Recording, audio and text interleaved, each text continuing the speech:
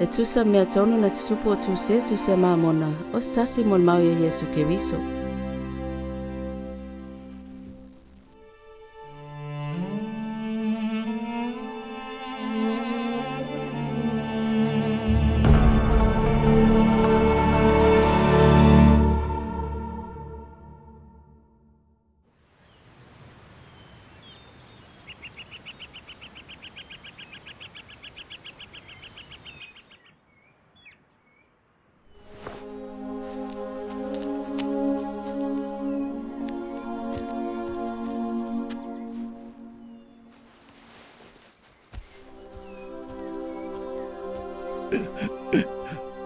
Sao manatu o fasiotia oe, ona laua amioletonu.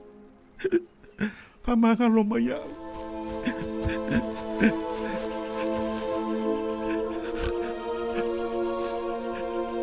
Faamalolo mai au. Paua e tonu e le mano Keriso o whaotanga? Ioe.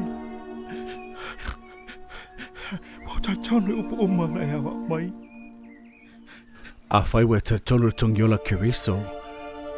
E mawhaina Faamaloloina oe. O au tali tonu.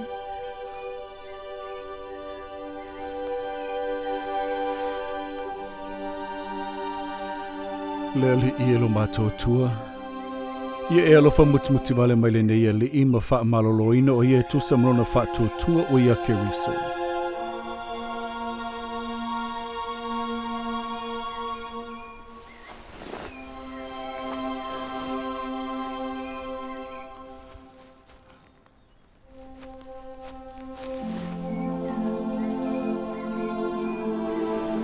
Seseroma o te papatiso ia te oe